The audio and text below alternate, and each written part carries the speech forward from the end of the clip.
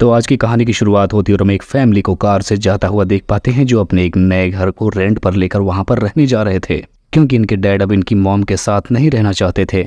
अब इसके बाद हमें इस कहानी के मेन कैरेक्टर मैग को दिखाया जाता है जो अपने पिता की कार को जाता हुआ देख कर रो रही होती है। अब इसके बाद ये सीन यहीं से चेंज होता है और हम मैग को उसके स्कूल में देखते हैं। यहाँ पर हम देखते हैं कि मैग अपने पूरे क्लास वालों को अपनी एक लिखी हुई कविता द ब्लू कार सुनाती है, जो कि उसने अपने डैड के चले जाने पर लिखी थी। यहाँ पर मैग के टीचर को उसकी पोएम काफी ज्यादा पसंद आती है। अब इसके बाद इनका टीचर सारे बच्चों को जल्द ही एक पोएम का कॉन्टेस्ट होने वाला था जिसके बारे में बताता है, जिसके बाद जीतने वाले स्टूडेंट को $3000 का इनाम दिया जाएगा। लेकिन ये कंपटीशन बहुत सारे स्कूलों के बीच फ्लोरिडा में होने वाला था। अब इसके बाद हम देखते हैं कि मैग घर पर होती है जहाँ पर वो अपनी छोटी बहन के लिए खाना तैयार करती है। असल में हम जान पाते हैं कि मैग की मॉम और उसकी छोटी बहन रात में ही घर वापस आते हैं, क्योंकि वो अपने काम के साथ साथ एक स्कूल में बच्चों को एक्स्ट्रा क्लासेस भी देती है। अब कुछ टाइम बाद हम देखते हैं कि मैग की मॉम वापस आ जाती है। यहाँ इनकी बातों से हमें पता चलता है कि मैग की मॉम मैग को ज्यादा पसंद नहीं करती। दूसरी तरफ हम उसकी बहन छोटी लिली को देखते हैं जो अपने डैड के जाने के बाद काफी ज्यादा उदास हो चुकी थी और वो काफी इमोशनल हो जाती थी। अब अगले दिन हम स्कूल में टीचर को देखते हैं जो सारे बच्चों की उनकी आंसर शीट दे रहा होता है। अब जब मैग को भी वो शीट मिलती है तब वो देखती है कि उसे एक एप्लीकेशन भी मिला है जो उस पोएम के कंपटीशन में जाने का है। जिसके बाद हम देखते हैं कि वो टीचर अब मैग को उसके घर तक लिफ्ट भी देता है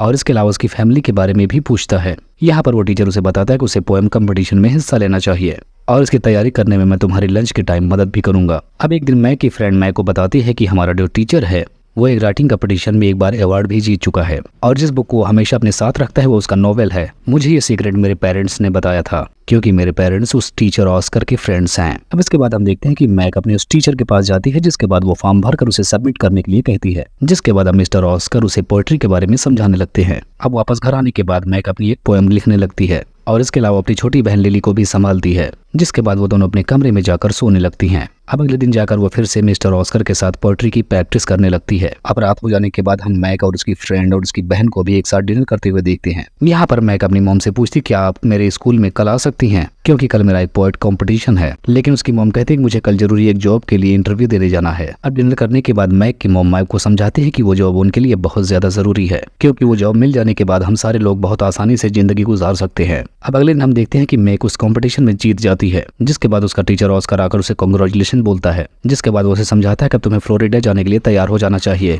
अब अगले दिन ऑस्कर मैग से बोलता है कि अगर तुम्हें किसी तरह की कोई भी प्रॉब्लम होती है तो तुम मुझे बता सकती हो। अगर तुम्हारे पेरेंट्स के पास तुम्हें फ्लोरिडा भेजने के पास पैसे भी ना हो तब भी तुम मुझे बता सकती हो। लेकिन मैग उसे झूठ बोलते हुए बताती है कि ऐसा कोई बात नहीं है। जिसके बाद अब वो ऑस्कर के साथ काफी कैजुअली बात करने लगती है। अब मैग घर जाकर फ्लोरिडा जाने के बारे में अपनी मॉम को बताती है और बात करती है। लेकिन अब मैग की मॉम उसे मना करते हुए बोलती है कि हम लोग वहां नहीं जा सकते क्योंकि मुझे वो जॉब नहीं मिली। इधर हम देखते हैं कि लिली भी काफी ज्यादा बीमार होने लगती है, जिसकी वजह से उसे हॉस्पिटल में एडमिट करवाया जाता है। जिसके बारे में अब मैग जाकर ऑस्कर से बात करती है, क्योंकि वो ऑस्कर पर काफी ज्यादा भरोसा करने लगी थी। तब यहाँ पर ऑस्कर मैग को कंफर्ट देने की कोशिश करता है। अब इधर हम मैग को देखते हैं जो अपने पैसों का अरेंजमेंट करने के लिए जहाँ पर वो काम करती थी वहाँ पर थोड़ी बहुत चोरी भी करती है, लेकिन चोरी की हुई सामान को बेचने में कामयाब नहीं हो पाती। रात को हॉस्पिटल से मैग की मॉम को एक फोन कॉल आता है जहाँ पर वो बताते हैं कि लिली ने सुसाइड कर लिया है। जिसके बाद से मैग काफी ज्यादा सैड रहने लगती है। थोड़े दिनों बाद वो वापस अपने काम पर चली जाती है, लेकिन वहाँ का ओनर मैग को पहचानने के बाद उसे काम से निकाल देता है। अब इस गलती की वजह से मैग की मॉम भी उसे अपने घर से निकाल देती हैं। अब हर जगह से भटकने के बाद वो मिस्टर ऑस्कर के पास जाती है, जहाँ पर मिस्टर ऑस्कर उसे समझाते हैं कि लिली की वजह से तुम्हारे मॉम की हालत कुछ ठीक नहीं चल रही। जिसके बाद हम देखते हैं कुछ टाइम के लिए मैग अपनी एक दोस्त के घर पर रुकती है।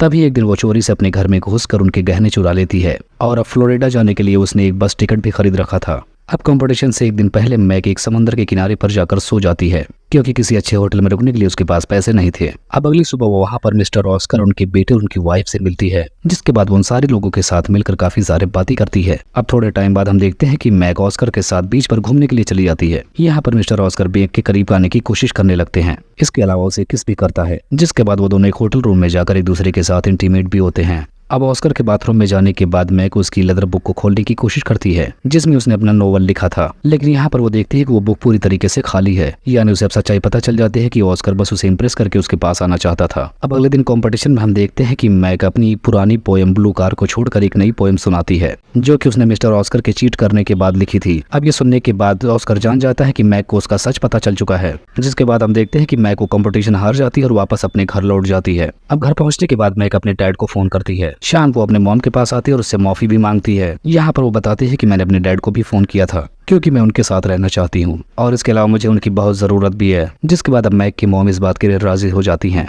और अगली ही सुबह मैक के डैड आकर उसे अपने साथ लेकर चले जाते हैं और इसी को दिखाते हुए इस कहानी का यहीं पर एंड हो जाता है।